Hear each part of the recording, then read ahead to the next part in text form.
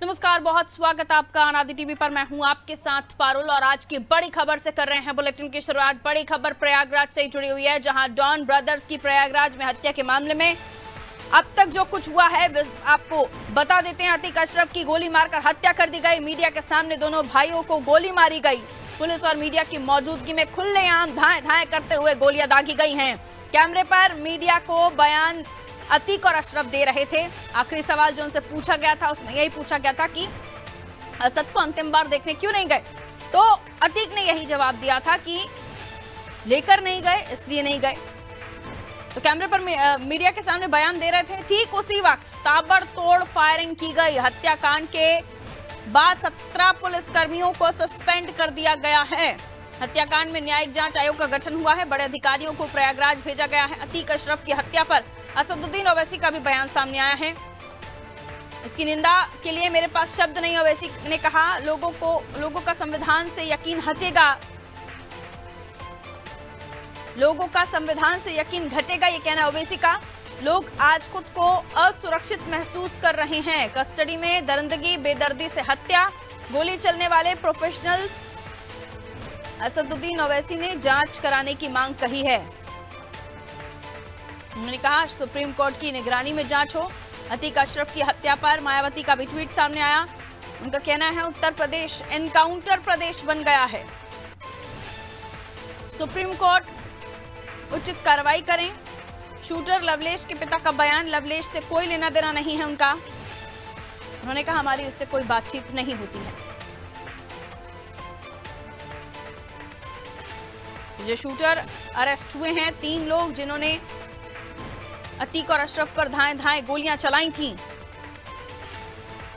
उनमें से एक जिसमें लवलेश के परिजनों का बयान, उनके पिता का कहना है कि उनका कोई लेना देना नहीं है उनके बेटे से।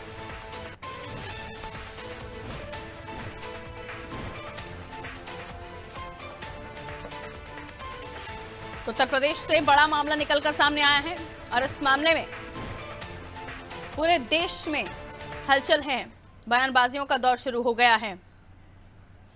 जहां एक तरफ सरकार पक्ष के लोग, बीजेपी समर्थित लोग अपनी टिप्पणी दे रहे हैं, तो वहीं ओवैसी, बीएसपी, सपा की तरफ से भी बयानात सामने आ रहे हैं।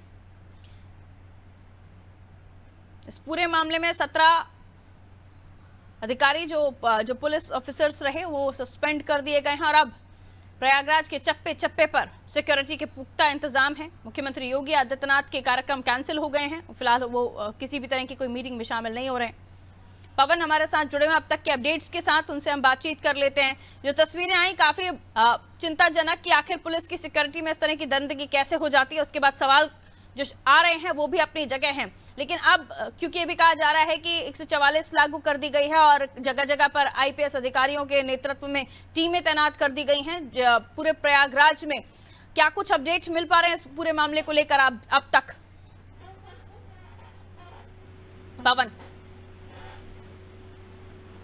पवन आवाज मिल रही है आपको?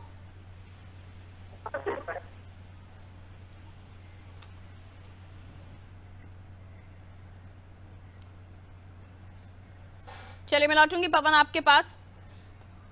तो देखिए इस पूरे मामले में अब तक सवाल काफी आ चुके हैं और ये भी कि फॉरेंसिक टीम ने यहां से अपने सैंपल्स जुटा लिए हैं और ये भी कहा जा रहा है कि असद अशरफ का परिवार इस पूरे मामले को लेकर जांच के लिए एफआईआर कराएगा। एफआईआर के लिए वकील पहुंचेंगे, ये भी कहा जा रहा है।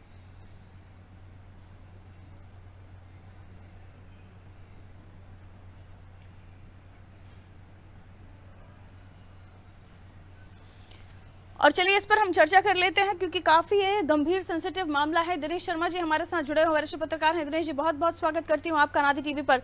सर इस पूरे मामले को कल से ही हमने कवर किया है और पूरे मामले में हमने ये भी हमारे दर्शकों को दिखाया किस तरह से वो वीडियो सामने आया और उसके बाद लगातार उस पर हम चर्चा भी कर रहे हैं। हर अपडेट से हमारे दर्शकों को रूबरू करा रहे हैं।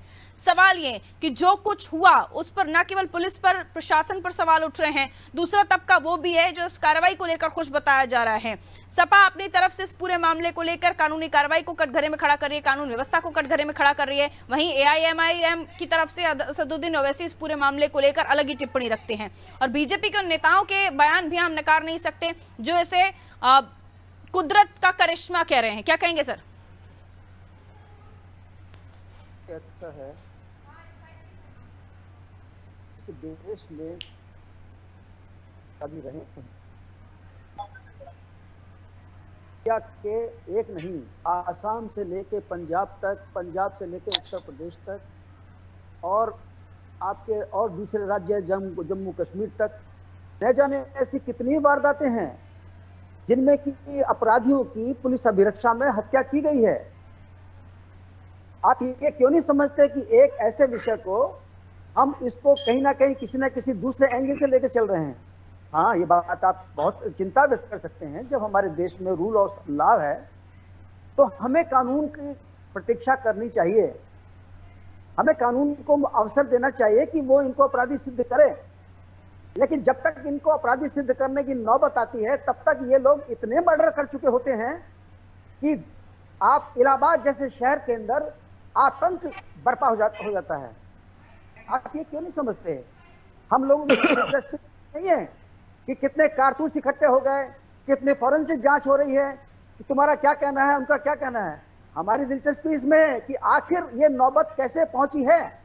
तो इसके लिए हमें कुछ राजनीतिक पृष्ठभूमि में जाना होगा पारुल। हमको ये नहीं भूलना चाहिए कि यह देश गजवाए हिंद और इस्लामिक जिहाद का सामना कर रहा है, जिसको कि हमारे देश के क्षेत्रीय दलों का, चाहे वो आम आदमी पार्टी हो, चाहे वो समाजवादी पार्टी हो, चाहे वो बसपा हो, उसका समर्थन प्राप्त है। मैं कांग्रेस की तारीफ करूंगा कि कांग्रेस ने मुस्लिम राजनीति को आगे बढ़ाया, लेकिन खानदानी राजनीति को आगे बढ़ाया। मुस्लिम राजनीति ने इस्लामिक अपराधीकरण को आगे नहीं बढ़ाया। और हमारे समाजवादी पार्टी और हमारी बहुजन समाज पार्टी, मायावती, अखिलेश यादव और मुलायम सिंह यादव ये इस बात के भागीदार हैं कि इन्होंने अपनी राजनीतिक सिद्धियों के लिए देश के सामने, प्रदेश के सामने ऐसे ऐसे संकट खड़े कर दिए जिसका सामना आज आप कर रहे हैं। अगर ये घटना हुई है कल की, क्या कैसे रोक सकते हैं आप? किसके मन में क्या चल रहा है, कैसे रोक सकते हैं आप? ये कानून देखेगा, इस चीज की व्याख्या कानून करेगा। लेकिन एक बात ध्यान देने वाली है, बात ये कि हम लोगों ने इन चीजों पर ध्यान नहीं दिया। हमारा मीडिया कल एक चैनल के ऊपर उत्तर प्रदेश के डिप्टी सीएम केशव मौर्य बोल रहे थे। उनसे एक एंकर ने पूछा, बहुत बड़ा चैनल है वो, कि क्या नाम, ये देखिए अतीक को, ये वो हमने वो क्या। आप साबरमती से लेकर और प्रयागराज तक, नैनी तक, आपके देश के बड़े बड़े चैनल उसको ऐसे सुरक्षा कवच में लेकर चल रहे थे कि जैसे वो देश का अति विशिष्ट नागरिक हो। क्या हमने आपने इस बात का ठेका ले लिया है? हमारा काम प्रैक्टिकल करना नहीं है। हम एक घटना की जानकारी तथ्यात्मक तरीके से सामने रखें। हमारे पास पारुल तथ्य नहीं है, हम सुनी सुनाई बातों पर काम कर रहे हैं। आप ये मत भूलिए कि आपको देखने वाले लोग केवल राजनीतिक लोग ही नहीं हैं, आपको देखने वाले वो लोग भी हैं जो खामोश रहते हैं और वो एनालिसिस करते हैं। तो आप सबके लिए सामने आइए।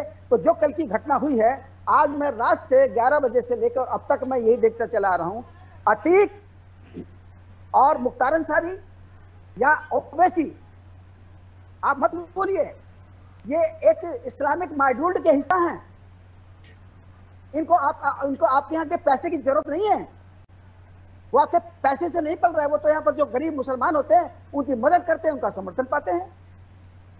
जो दूसरे समाज में जो भूखे नंगे घूम रहे हैं उनको गले लगाते हैं, उनसे गोली चलवाते हैं, उनको फंडिंग बाहर से है। अब कितनी बड़ी खबर आई है, उस पर काम नहीं हो रहा है कि पाकिस्तान का एक और लश्कर तैयबा का इस प्रकार का रिलेशन और ड्रोन से जो है घातक हथियार गिराए गए हैं पंजाब की सीमा में, है ना। और ये अतीक ने स्वीकार किया। आप पॉलिटिक्स कर रहे हैं या आप हथियारों की हथियारों की राजनीति कर रहे हैं? और अखिलेश यादव जी, अरे भाई, आप एक ऐसे उदयमान राजनेता थे, आपने अपने पिता की मुस्लिम तुष्टीकरण की राजनीति पर चलकर आपने अपना एक बड़ा दावा खत्म कर लिया। अरे इनको राजनीतिक प्रवचन के लिए किसने बैठा लिया पारुल जी? मैं आ रही हूँ, इंट्रोड्यूस करूंगी आपको, उसके बाद बोलिएगा सर। ये मतलब नहीं, इसके लिए मैं रुक जाइए, आप ही के पास आऊंगी, रुक जाइए, बोल लेने दीजिए पहले। मैं इस बात पर नहीं बोलूंगा। लाइन पे बात करें ना, ये भाजपा के प्रवक्ता बच्चे हैं, वो बात करेंगे, उनसे बुरा भी नहीं लगेगा।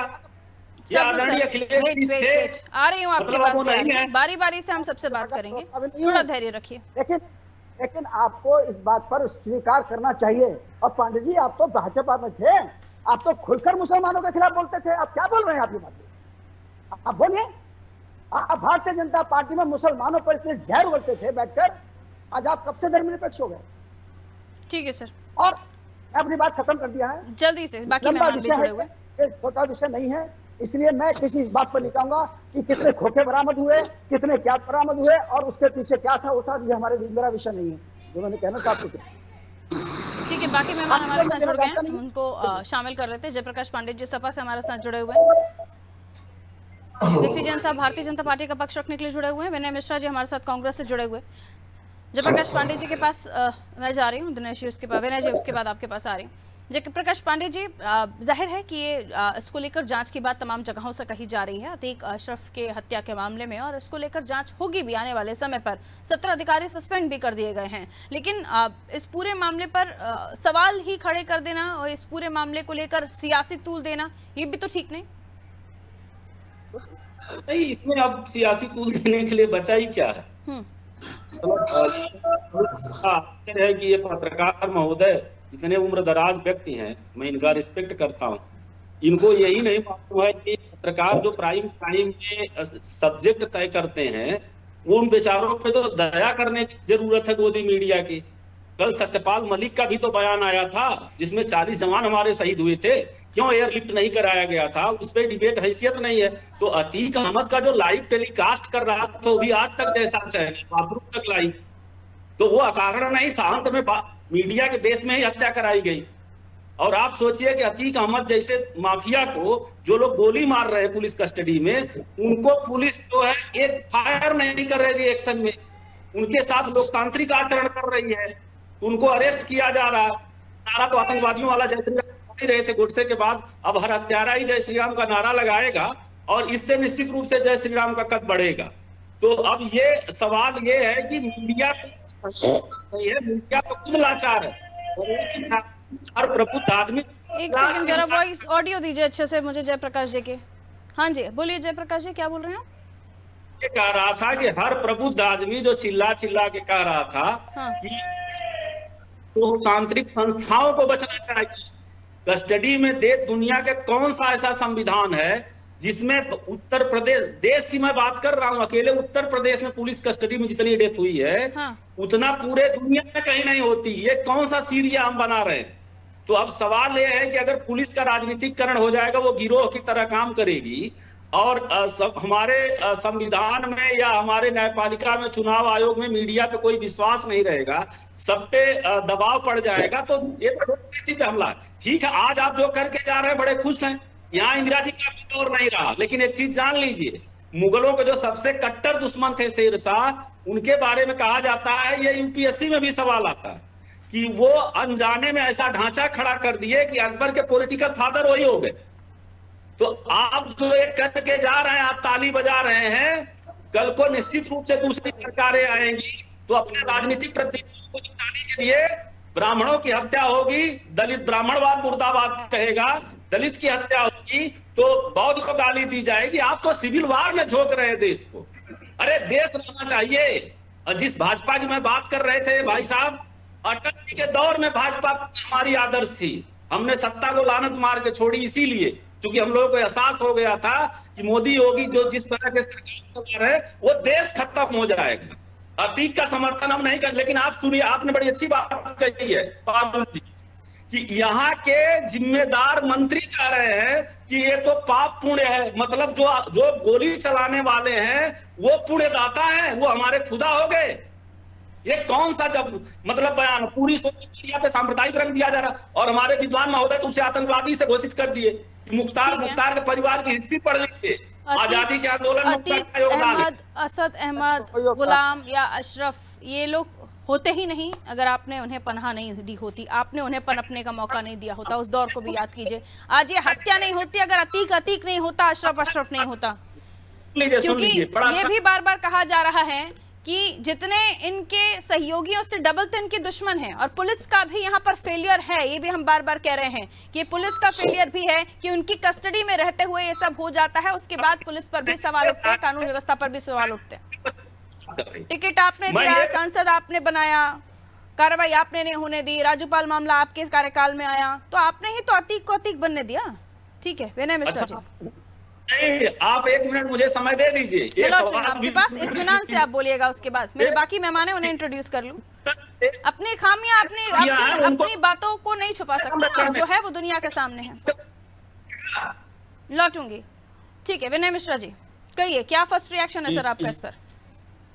देखिए पारुल जी, फर्स्ट रिएक्शन तो अब पूरा देश दे रहा है, पूरा प्रदेश दे रहा है, और ये बिल्कुल स्पष्ट है कि यूपी में कानून का राज तो खत्म हो चुका है। मतलब संविधान को कुचला जा रहा है। आपने देखा किस तरह से जंगल राज है, रावण राज है, पुलिस कस्टडी में इस तरह की चीजें हो रही हैं। अब आम आदमी किसके पास जाएगा? आपने देखा पहले पुलिस कस्टडी में गाड़ी पलटा दी जाती है, और बाद में पुलिस कस्टडी में किस तरह से सादी वर्दी में लोग आते हैं और पूरी तरह से वो हमलावर अभ्यस्त थे। जिस तरह से 18 राउंड गोली चली एक के बाद एक। देखिए अतीक अहमद अपराधी था, इसमें कोई शक नहीं है। अदालत ने तो उसको उम्र कैद की सजा ही सुना दी थी। और एक उत्तर प्रदेश में केवल यही 2 अपराधी नहीं, और अगर लिस्ट ढूंढी जाएगी तो जाने कितने माननीय विधायक सांसद भी इस लिस्ट में आ जाएंगे। और जेल में भी इस तरह के हत्यारे बंद हैं। अगर इसी तरह से बुलडोजर की नीति चलेगी, इसी तरह से कानून को हाथ में लिया जाएगा और सड़क पर फैसले सुनाए जाएंगे, मर्डर होंगे पुलिस के सामने होंगे या पुलिस के द्वारा होंगे, तो उत्तर प्रदेश में जंगल राज नहीं रहेगा तो फिर क्या रहेगा? आज आम आदमी को भी इस बात का डर है। मैं अधिवक्ता हूं पेशे से, अगर मैं किसी क्रिमिनल का केस लड़ रहा हूं तो मुझे क्या सुरक्षा प्रदान होगी? क्या मुझे डर नहीं लगेगा कि कब कौन शूटर आएगा, कब कहां गोली मारकर चला जाएगा? आज पुलिस के हाथ इतने खोल दिए गए हैं, उत्तर प्रदेश में कानून का राज बचा ही नहीं है कि सड़क पर फैसले होने लगे। आज शूटर का महिमा मंडन हो रहा है, जय श्री राम के नारे लग रहे हैं। अरे क्या है? अदालत को बंद कर देना चाहिए। आपने देखा 14 अप्रैल को बाबा साहब का जन्मदिन था, और उसके दूसरे ही दिन इस तरह की घटना होती है। संविधान को कुचला जा रहा है। अब कोर्ट अगर नहीं अपना फैसला सुनाएगी, कोर्ट में वकील और माननीय जज अगर न्याय नहीं करेंगे और पुलिस वाले इस तरह सड़क पर न्याय करने लगेंगे, तो कैसे कानून कैसे कानून चलेगा? ये पुलिस का किया हुआ नहीं था। बिल्कुल, पुलिस के ऊपर हम डायरेक्ट उंगली नहीं उठा सकते। पुलिस की गलती है कि वहां पर ऑन द स्पॉट एक्शन होना चाहिए था। उनके हाथ किस तरह से बंधे हुए थे, लेकिन पुलिस का इन्वॉल्वमेंट हम डायरेक्टली नहीं कह सकते। पारुल जी, आप थोड़ा सा रिसर्च कराएं। वहां के स्थानीय लोगों ने, मैंने वीडियो देखा, स्थानीय लोग कह रहे हैं कि पुलिस की गाड़ी से 4 लोग उतरे थे और इधर उधर का रास्ता बंद कर दिया गया, और उसके बाद जैसे ही वो गाड़ी वहां आती है, वही 4 लोग, किसने कहा आपको, जो कि पुलिस की गाड़ियों से उतरे। मैंने न्यूज देखी है, कल रात से जो चल रहा है, बराबर न्यूज पर मेरी नजर है। आप स्थानीय न्यूज देखिए उठाकर। पूरी रात से अनादि टीवी भी चल रहा है सर, उसे भी देख लिया कीजिए, जिस पर बैठते हैं आप, जिस पर आप अपनी प्रतिक्रिया रखते हैं। सुनिए, अगर आपको लगता है कि मैं अपनी तरफ से बात कर रहा हूं तो मैं उसकी क्लिप आपको भेज दूंगा। ये मेरी बनाई हुई बात नहीं है। ठीक है, पुलिस की गाड़ी से लोग उतरे, कौन लोग उतरे? ठीक है, आप ही की बात को आगे कंक्लूड करती हूँ। तो मान लिया कि पुलिस की गलती नहीं थी, लेकिन आप जरा इस बात को तो बताइए कि इतनी बड़ी, जिस तरह से उसको पहले से ही अंदेशा था कि उसकी हत्या हो सकती है, और उसने ये बात पहले भी कई बार बताई, और माननीय सुप्रीम कोर्ट में यूपी सरकार खुद ही कह रहे हैं ना। आपने शुरुआती दौर से मेरी बात नहीं सुनी, जवाब नहीं सुना, जो हम लगातार उस पर चर्चा कर रहे हैं, सवाल कर रहे हैं कि पुलिस का फेलियर तो है ही। आखिर क्यों वहां पर कोई स्पॉट पर एक्शन नहीं लिया गया? किसने बांधे हुए थे पुलिस के हाथ? कानून व्यवस्था कहां गई? यही तो सवाल उठ रहे हैं। नहीं, ये कोई पहला फेलियर तो नहीं। आपने कहा कि पुलिस ने इसमें साथ नहीं रहे, ठीक है। अगर यही शूटर, जैसे कि वो 3 शूटर थे, इनमें पुलिस वाले भागने के बजाय उनको मारते, पुलिस ने तो कुछ नहीं किया, केवल पकड़ लिया। अब फिर अगर स्पॉट पर उन आरोपियों की डेथ हो जाती, फिर यही आप लोग यही कहते कि अगर पकड़े जाते तो पता चलता कि किसके बिहाफ पर ये लोग ये सारे काम कर रहे थे, कौन थे वो लोग जिन्होंने इनको भेजा, ये भी तो पता करना पड़ेगा ना सर। हम लोग तो ये कहेंगे कि चाहे वो मारे गए हों चाहे मारने वाले हों, इन दोनों का फैसला कोर्ट रूम में होना चाहिए, ना कि सड़क पर होना चाहिए। ठीक है, तो फिर पुलिस को आप वही करने के लिए फिर कह रहे हैं एनकाउंटर होता है आपकी तरफ से, असद गुलाम का पुलिस की तरफ से, परिस्थितियों को देखते हुए तो पुलिस ने गलत किया, और पुलिस ने अगर उनको बचा कर रखा तो पुलिस ने गलत किया। पुलिस की अगर वो सरेंडर कर देते, यही असद और गुलाम सरेंडर कर देते तो वहां पर भी एनकाउंटर की नौबत नहीं आती। अगर यही लोग अगर किसी तरह से पलटवार करते या फायरिंग करते तो पुलिस को वहां पर भी एक्शन लेना पड़ता। लेकिन क्विक कोई कार्रवाई उस वक्त क्यों नहीं हुई, इस पर भी हम सवाल उठा रहे हैं। दोनों बातें एक ही तराजू में मत तोलिए ना, मेरा हेड मेरा टेल, एक सिक्के के दोनों पहलू आपके, ऐसे नहीं चलेगा ना सर।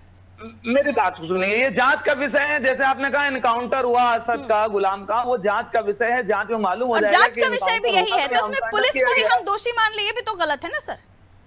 पुलिस को दोषी पूरा प्रदेश मान रहा है। आप देखिए पुलिस की कस्टडी में जो कि मेडिकल कराने रात में पुलिस ले जाती है और वहीं से पत्रकार के भेष में आते हैं। ऐसे तो व्यवस्था में खोट है। उस वक्त जो एक्शन रिएक्शन होना चाहिए था वो नहीं हुआ। इसका मतलब ये नहीं कि पुलिस के ही नाक के नीचे इन लोगों ने उन्हें मौत के घाट उतार दिया, ये तो नहीं कह सकते ना सर आप। ये बिल्कुल कह सकते हैं, क्यों नहीं कह सकते हैं। आपने देखा पत्रकारों के भेष में, आप देखिए जो कि पुलिस की कहानी है कि पत्रकारों के भेष में आते हैं। ऐसा तो पत्रकारों पर भी सवाल है, आप लोग पर भी सवाल है। आपकी भी जांच होगी पहले, आपको सर यही तो हमारे देश की खूबियां भी है ना, और कुछ ऐसी चीजें जिस पर आप लोग सवाल उठा रहे हैं। अभी अगर किसी व्यक्ति को अगर वो मीडिया में रहकर काम करना चाहता है और उसे काम नहीं करने दिया जाए, वहां पर इंक्वायरी लगा दी जाए, जैसे पासपोर्ट बनाने के टाइम पर आपको वेरिफिकेशन करना है, पुलिस आपके घर जाए, ये सब होने लगे। पत्रकार बनने के पीछे भी क्या चाह रहे हैं आप? ये कैसे पता चलेगा कि कौन पत्रकार और कौन पत्रकार के भेष में आया है? देखिए ये सुरक्षा घेरे में बहुत बड़ी चूक थी, एलआईयू को भी पता था। हाँ, ये मैं मानती हूँ कि वो गलती हुई है वहां पर, लेकिन पुलिस के सामने ये सब हो रहा था। पुलिस मिली हुई थी, ये हम नहीं कह सकते, ठीक है। क्योंकि ये इस पूरे मामले में कल से ही खुद मुख्यमंत्री योगी आदित्यनाथ भी मीटिंग कर रहे हैं। उनके खुद का फेलियर भी है, उनकी सरकार का भी फेलियर ये माना जाएगा। आप मीटिंग करते रहिए, कुछ भी करते रहिए, ये खत्म होने वाला नहीं है। ये बुलडोजर की नीति है, बाबा का जंगल राज है। यहाँ पर ये सब कुछ खत्म होने वाला नहीं है। एक आम आदमी भी आज डरा सहमा महसूस कर रहा है। डरा सहमा आम आदमी महसूस कर रहा है और उसे लगता है कि जब पुलिस उन अपराधियों को ही सेफ नहीं कर पाई जो जुडिशियल कस्टडी में थे, तो बाकी कानून व्यवस्था पर कैसे विश्वास किया जाए? कहिए केसी जैन साहब, आवाज दीजिए केसी जैन साहब की। आपका डिवाइस भी चेक कीजिएगा, म्यूट तो नहीं है केसी जैन साहब।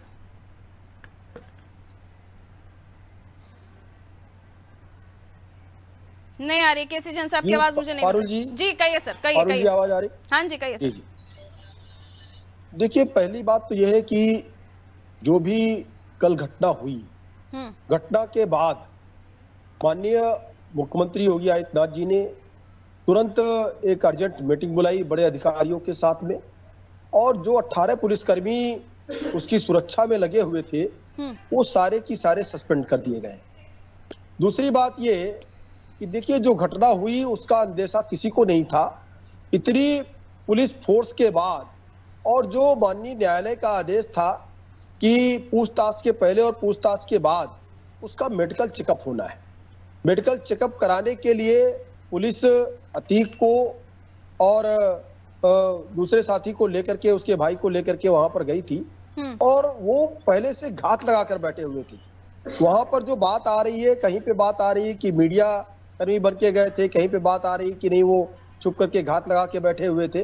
तो देखिए बड़े स्तर पे इसकी जांच हो रही है और बड़े स्तर पे कमेटी का गठन भी कर दिया गया है। लेकिन जिस प्रकार से अभी हमारे कांग्रेस के साथी कह रहे थे कि पुलिस के सामने इस तरीके से अपराधी मार देते हैं, एक दुर्दांत अपराधी को पुलिस क्या कर रही थी और लॉ एंड ऑर्डर पूरा खत्म हो गया है, जंगल राज कायम है।